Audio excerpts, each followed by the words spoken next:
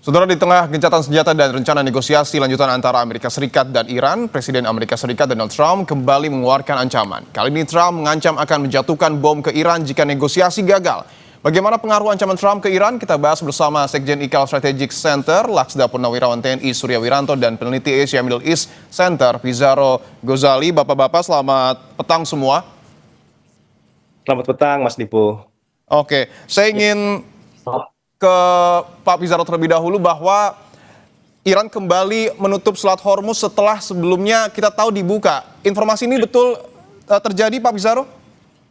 Ya, betul Mas Dipo, ini baru saja disampaikan oleh Iran ya beberapa saat lalu ya, kurang dari 24 jam setelah Iran membuka Selat Hormuz dan sekarang sudah menutup kembali karena didasari kekecewaan bahwa walaupun Iran dan sudah menyepakati gencatan senjata antara Israel di Lebanon, ternyata Amerika Serikat tetap melakukan blokade terhadap Selat Hormuz, dan walaupun Iran sudah membuka Selat Hormuz, membiarkan kapal-kapal itu keluar dari Selat Hormuz, tetapi ternyata Donald Trump tetap dalam pendapatnya, dalam prinsipnya untuk kemudian terus menutup Selat Hormuz. Ini yang kemudian akhirnya Iran menutup kembali Selat Hormuz dan kemudian menutup pintu negosiasi damai dengan Amerika Serikat. Situasinya, Mas Dipo, sekarang menjadi sangat keruh ya, karena kita melihat ya, walaupun ada tanda-tanda produktif adanya upaya negosiasi, tapi dengan tindakan terbaru yang dilakukan oleh Donald Trump dengan tetap menutup Selat Hormuz, ini kemudian menghilangkan rasa kepercayaan dari Iran. Oke, apakah artinya bagaimana Anda memaknai keputusan yang kemudian diambil oleh Garda Revolusi Iran untuk menutup kembali Selat Hormuz jelang negosiasi tahap kedua? Iya, ini bagian dari taktik sandera yang dilakukan oleh Iran kepada Amerika Serikat. Karena kita mengetahui ya, blokade total yang dilakukan oleh Trump terhadap Selat Hormuz itu sebenarnya bagian dari upaya menekan Iran agar kemudian melunak di dalam negosiasi perundingan gencatan senjata fase kedua yang digadang-gadang, Mas Dipo, akan dilakukan pekan depan ya. Tetapi kemudian kita mengetahui ya bahwa Iran tidak mau kena jebakan Amerika Serikat, dia balik menyandra Amerika Serikat agar kemudian perhatian dunia internasional kembali kepada Selat Hormuz, dan Iran ini ingin memberikan pesan sebenarnya bahwa mereka tuh siap negosiasi, mereka membuka kembali Selat Hormuz, mereka mau melakukan negosiasi, tetapi ketika Amerika Serikat tetap dalam prinsipnya memblokade Selat Hormuz, maka kemudian Iran harus mengambil jalan ini agar kemudian leverage yang dimiliki Iran itu bisa setara dan Iran keluar dari tekanan yang dilakukan Amerika Serikat jelang gencatan senjata. Tapi saya ingin tanyakan lagi, Pak Pizarro, bahwa kita tahu yang mengumumkan Selat Hormuz ini kembali dibuka adalah Menlu Iran Abbas Araghchi, sementara yang menutup kembali adalah Garda Revolusi Iran. Anda memaknai kondisinya seperti apa di internal Iran saat ini? Apakah ada faksi-faksi yang kemudian terbagi atau seperti apa? Iya, secara umum kalau kita lihat sekarang, Mas Dipo ya, tongkat diplomasi yang dilakukan oleh Iran itu ada di faksi militer ya. Kalau kita lihat bahkan sekarang dalam negosiasi gencatan senjata fase kedua, ini yang ditunjuk Pakistan pun juga Asim Munir.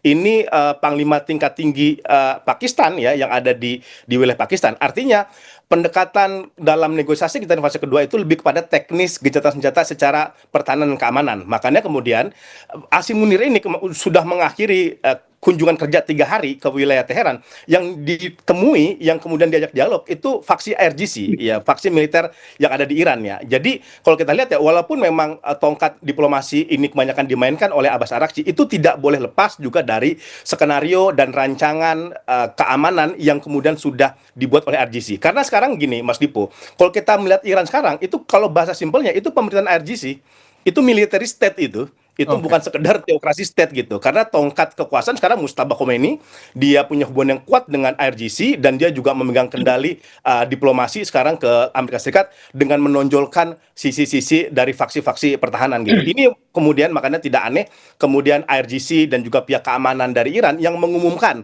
kembali ditutupnya blokade Hormuz ini sebagai pesan bahwa Iran tidak mau didikte oleh Amerika Serikat, bahwa ini pesan bahwa Iran tidak bisa kemudian dikontrol oleh Amerika Serikat, dan ini kemudian juga menjadi pesan kepada para mediator terutama Pakistan bahwa selama Amerika Serikat masih melakukan blokade Selat Hormuz, mereka juga tidak akan pernah mau kemudian melakukan negosiasi di Islamabad. Baik, saya ingin ke Pak Surya. Pak Surya, bahwa tadi disebutkan ketika Garda Revolusi Iran kembali menutup Selat Hormuz, ini memperkeruh situasi di Timur Tengah. Anda sepakat dengan hal ini, Pak Surya? Ya, saya sepakat dengan hal ini karena memang Trump ini cara berulang-ulang ya mengeluarkan pernyataan keras ya. kalau saya monitor sejak 28 Februari yang lalu, ancaman itu menghancurkan pembangkit listrik, misalnya jembatan, infrastruktur, ya dalam 1 malam, dalam 4 jam, ya kemudian ingin mengembalikan Iran itu ke peradaban zaman lalu, ya dalam 1 malam gitu ya, kembali ke zaman batu. Dan baru-baru ini Trump juga tidak akan memperpanjang gencatan senjata, ya. Ya. Kemudian blokade di Strait Hormuz akan tetap berlanjut dan kita mungkin harus mulai menjatuhkan bom lagi. Itu infonya. Jadi satu sisi Amerika itu kan mengikuti langkah Iran ya untuk blokade. Nah, dia blokade yang katanya sampai ke Strait Hormuz. Saya juga nggak yakin karena Strait Hormuz itu demikian sempit dan sudah dijaga dengan ranjau-ranjau dan sebagainya. Makanya dia berada di perairan Oman ya. Nah, kalau Iran ini sudah membuka gitu ya, mestinya kan dia juga buka di kapal yang keluar masuk itu bebas. Jangan dibuka sama Iran, diblokade sama Amerika Serikat. Tapi dia minta damai. Bagaimana Iran mau? Iran saat ini itu sudah bosan dengan ancaman-ancaman itu ya. Ya. Jadi dia tetap tutup kembali gitu. Dia bersikap keras ya. Oke, tadi Pak Surya sudah Jadi apa menyebutkan yang bahwa diminta ya, Pak Surya tadi sudah menyebutkan bahwa Trump, Presiden Amerika Serikat, sudah sejumlah kali, beberapa kali mengancam Iran. Dan yang terbaru kita tahu bahwa akan menjatuhkan bom ke Iran jika negosiasi tahap kedua pada 22 April mendatang gagal. Anda melihatnya ini sebagai sebuah ancaman serius atau hanya gertakan saja? Kalau saya lihat ini beberapa kali ancaman kan tidak terbukti ya. Kayak yang terakhir tadi saya bilang, oh kalau deadline tidak dipenuhi, kamu akan saya kembalikan ke zaman batu ya. Nah, buktinya tidak gitu loh ya. Kemudian blokade juga kalau kita lihat. Kalau namanya blokade selat itu ya di selatnya seperti yang dilakukan Iran. Tapi dia kan bukan negara pantai gitu ya, not coastal state. Jadi dia nggak punya kewenangan untuk memblokade sebenarnya. Nah dia memblokade di selat yang digunakan strait normally used for international navigation. Ini sudah melanggar ya. Apalagi dia bukan pemilik wilayah di situ gitu ya. Nah diajak damai dengan cara membuka, Iran sudah buka dia nggak mau, akhirnya Iran menutup lagi. Nah ini ya makin seru lah nanti ke depannya kira-kira ya, karena Iran ini sudah nggak mau lagi dimain-mainkan sama Amerika Serikat ya. Oke, saya ingin ke Pak Pizarro lagi, bahwa tadi sudah dijelaskan oleh Pak Surya ada sejumlah ancaman yang kemudian sudah disampaikan oleh Donald Trump. Yang terbaru adalah penjatuhan bom. Menurut Anda apakah ancaman ini efektif untuk menekan Iran atau justru melahirkan dampak-dampak lainnya, Pak Pizarro? Iya, sebenarnya Mas Dipo, ini dibalik ancaman yang dilakukan oleh Trump, ya akan kembali bombing Iran ya, ini sebenarnya ada beberapa pesan dan motif yang ingin disampaikan oleh Amerika Serikat. Pertama ialah ini tekanan maksimal kepada Iran, agar Iran, ini yang sekarang lagi ramai sebenarnya Mas Dipo, ialah Amerika Serikat menuntut cadangan uranium yang sudah diperkaya yang sebesar 450 kg itu diserahkan kepada Amerika Serikat gitu ya. Ini sebenarnya salah satu tekanan dilakukan. Tapi problematikanya jika Iran menyerahkan cadangan uraniumnya kepada Amerika Serikat, itu sama saja itu melanggar kedaulatan dia, melanggar ketahanan nasional dia. Jangan lupa Mas Dipo, di internal Iran saja itu banyak sekali demonstrasi atau bahkan tuntutan untuk tidak lagi melakukan negosiasi dengan Amerika Serikat karena mereka sudah ditipu berkali-kali seperti itu. Nah, ini kemudian yang dilakukan oleh Donald Trump. Persoalannya lah Donald Trump itu gaya negosiasi diplomasinya itu malah menuntut pihak lawan itu menyerah, bukan mencari deal-deal win-win solution seperti itu. Kayak ini kan, dia meminta misalkan cadangan uranium 440 kg itu diserahkan kepada Amerika Serikat. Itu kan mustahil dilakukan oleh Iran gitu. Sebenarnya ada jalan tengah yang bisa dilakukan, yaitu misalkan menyerahkan kepada Rusia. Ini misalkan dilakukan oleh Obama pada tahun 2015 ketika negosiasi nuklir. Iran itu menyerahkan 11 ton ya uranium rendahnya kepada pihak Rusia atas jaminan dari Amerika Serikat dan juga negara-negara lainnya. Sebagai timbal baliknya, Iran itu mendapatkan 140 ton uranium asli ya. Jadi yang setengah jadinya diserahkan 11 ton, dia dikasih sebagai timbal baliknya 140 uranium yang masih alami seperti itu. Itu bisa terjadi. Nah, problematikanya Trump ini kan tidak mau. Dia mau Iran itu benar-benar tidak punya cadangan uranium sama sekali agar tidak bisa mengembangkan nuklirnya. Kalau tuntutan masih seperti ini, aku yakin ya negosiasi berkali-kali pun itu sulit untuk menekan Iran. Karena Iran tidak akan pernah menyerah gitu. Karena ini red line bagi mereka. Baik, lalu apa yang kemudian akan mempertemukan Iran dan juga Amerika Serikat agar kesepakatan bisa tercapai dalam negosiasi tahap kedua? Tahan dulu Pak Pizarro dan Pak Surya, kita akan kembali usai jeda, tetaplah di Kompas Petang. Kita kembali lanjutkan dialog di Kompas Petang bersama dengan Laksda Purnawirawan TNI Surya Wiranto dan juga Pizarro Gozali. Saya ingin ke Pak Pizarro lagi, bahwa tadi Anda menyebutkan bahwa Presiden Donald Trump ini menginginkan pengayaan uranium Iran ini dihentikan total, bahkan meminta cadangan uranium diserahkan ke Amerika Serikat. Ketika memang itu isu krusial, lalu apa yang dapat mempertemukan, menyatukan kedua pihak ini untuk mencapai kesepakatan, Pak Pizarro? Iya, iya, kalau kita lihat sejarah negosiasi nuklir antara Iran dan Amerika Serikat, itu ada jalan tengah yang bisa diambil gitu. Tetapi ini sangat bergantung dengan sejauh mana ada itikat dan goodwill yang dilakukan oleh Amerika Serikat ya dengan Iran. Pertama, negosiasinya itu harus berimbang dan adil. Mas Dipo ya, terjadinya kesepakatan JCPOA pada 2015, jangan lupa itu mulai pendekatan Washington ke Iran itu sejak 2009. Bayangkan, Obama itu butuh waktu 6 tahun hingga kemudian mencapai finalisasi draft JCPOA. Dan ada keterbukaan juga dari Obama untuk melibatkan pihak-pihak internasional sebagai yang menjadi mediator. Ini kan berbeda ya dalam yang waktu sekarang gitu. Donald Trump itu sama sekali menutup pintu adanya upaya win-win solution yang terjadi. Dan dia gaya diplomasinya ingin sehari semalam itu jadi. Sangat-sangat sulit untuk melakukan itu terjadi ya. Karena kalau kita lihat tadi bagaimana negosiasi antara Obama dengan Teheran saja pada zaman dahulu itu membutuhkan waktu 6 tahun. Bagaimana kemudian sekarang G-Defense itu datang ke Islamabad dan dia mengatakan ini proposal terakhir. Lu terima apa nggak terima itu bukan urusan saya. Kalau Anda terima, tidak terima, itu akan konflik perang. Nah, negosiasi seperti ini harusnya itu tidak dilakukan oleh Amerika Serikat gitu. Karena kalau menanya negosiasi dan diplomasi, harus ada titik kompromi di antara mereka. Sekarang kan sebenarnya gambaran sudah ada di Mas Dipo. Amerika Serikat meminta pengayaan uraniumnya Iran itu dibatasi sampai 20 tahun. Iran mengatakan, kami hanya mau sampai 50 tahun. Saya kira ada titik jalan tengah yang mungkin saja ada pembatasan misalkan 7 sampai 10 tahun dengan ada pengawasan dari pihak internasional. Nah, kalau ini terjadi, kalau ini disepakati, menurut saya ini bisa menjadi jalan untuk menengahi masalah nuklir. Nanti walaupun nanti ada lagi tuh, ada lagi misalnya Strait Hormuz gitu. Ini juga ada jalan tengahnya sebenarnya. Iran misalkan itu kembali mendapatkan kendali dari Strait Hormuz, tetapi dia juga tidak boleh melakukan concession fees sebesar 2 juta US dollar. Tapi Iran itu kan kemudian dia juga meminta jaminan kalau saya kemudian mengendalikan Strait Hormuz, apa jaminan tidak diserang kembali. Nah, ini juga ada jalan tengahnya di mana misalkan nanti kayak ada semacam unifilnya di laut nih, Mas Dipo gitu ya. Ada pasukan internasional yang memastikan tidak ada lagi agresi dari Israel dan Amerika Serikat kepada wilayah Iran. Itu bisa dilakukan oleh Pakistan, bisa dilakukan oleh Qatar, oleh Turki, dan lain-lain sebagainya. Tetapi kembali kepada sejauh mana ethical goodwill dari Washington itu untuk mau mencari jalan tengah, bukan memaksa Iran itu tunduk. Oke, kalau Pak Surya melihat, artinya ini semua kesepakatan yang kemudian nanti diharapkan tercapai di negosiasi tahap kedua, ini bergantung pada Amerika Serikat, bergantung pada perilaku Donald Trump, atau seperti apa Pak Surya? Ya, saya kira bukan tergantung kepada Amerika Serikat ya sebagai negara ya. Karena permasalahan ini sebenarnya tergantung dari Trump sendiri ya. Kalau kita kembali lagi, yang diminta Trump itu apa sih? Trump itu menginginkan agar Iran itu membuka kembali Strait Hormuz kan tadi sepenuhnya untuk agar lalu lintas internasional itu lancar, karena ini kebutuhan 1/5 kebutuhan minyak dunia dan sudah dirasakan dampak daripada ditutupnya itu.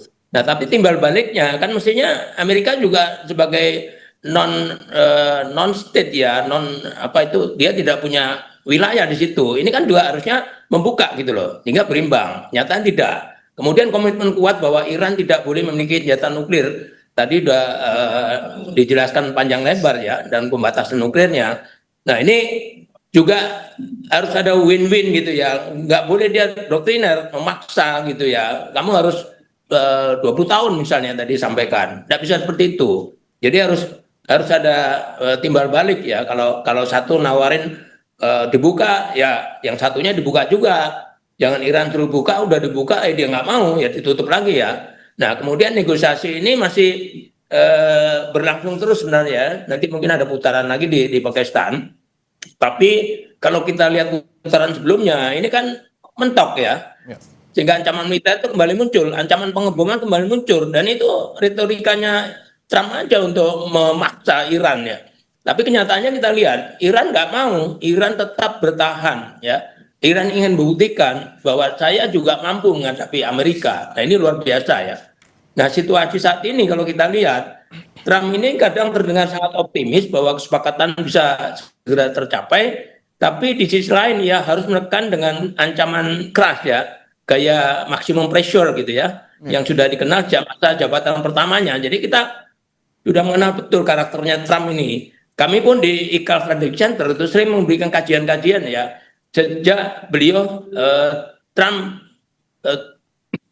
one ya, periode pertama. Jadi Trump 2.0 ini kita sudah memprediksi, wah ini bakal begini, bakal terbukti ya. Karena Iran juga menolak beberapa tuntutan AS dan juga sekali membalas dengan pernyataan tegas ya. Nah, ancaman ini bagian daripada taktik negosiasi Trump. Ini yang kalau kita lihat sering secara belak-belakan disampaikan ya, dan provokatif. Ya. Tapi juga mencerminkan ketegangan nyata karena isu nuklir Iran dan dampaknya ke harga minyak global serta stabilitas Timur Tengah ini sudah demikian parah gitu ya, menyusahkan tidak hanya di wilayah Asia misalnya, tapi seluruh dunia. Bahkan Amerika kan harga minyaknya bisa 3 kali lipat itu. Nah, antara keinginan Trump dengan keinginan masyarakat Amerika ini sangat beda. Masyarakat Amerika termasuk senatnya kan mungkin segera selesai gitu ya. Jangan ada tindakan-tindakan militer lagi. Tapi kita lihat bahkan Trump akan memberikan ancaman lagi gitu ya. Jadi upaya damainya ini sulit dicapai menurut saya. Baik, saya ingin ke Pak Pizarro bahwa kita tadi sudah membahas soal tutup buka Selat Hormuz dibuka oleh Menlu dan ditutup kembali oleh Garda Revolusi Iran. Apakah celah dalam tanda kutip faksi-faksi yang kemudian ada di dalam pemerintahan Iran ini yang justru dimanfaatkan oleh Amerika Serikat khususnya Donald Trump untuk menekan Iran? Iya, memang kalau kita lihat ya, Amerika Serikat kan memang memiliki pendekatan ataupun target melumpuhkan kekuatan militer yang ada di Iran ya. Laporan investigasi New York Times itu sangat menarik, Mas Dipo, kalau kita lihat ya, bagaimana kemudian ide untuk melakukan serangan kepada Iran itu datang dari Netanyahu. Tujuannya apa? Untuk melakukan degradasi kemampuan militer yang dimiliki oleh Iran, gitu. Nah, itulah kemudian makanya Amerika Serikat mengancam untuk kembali melakukan pemboman kepada Iran. Tetapi permasalahannya, apakah itu solusi? Kalau kita lihat, Mas Dipo ya, ini kalau sekarang kalau perang 40 hari ya, itu menurut saya Iran tuh masih bisa bertahan ya. Kalau kita lihat aja perang Irak melawan Iran ya, itu sampai 8 tahun, Mas Dipo. Dan mereka tuh belajar kan dari situ untuk menguatkan kapasitas militernya dia seperti itu. Maka pendekatan militeristik, pendekatan ancaman dan pendekatan invasi itu menurut saya tidak akan pernah membuat Iran itu menyerah.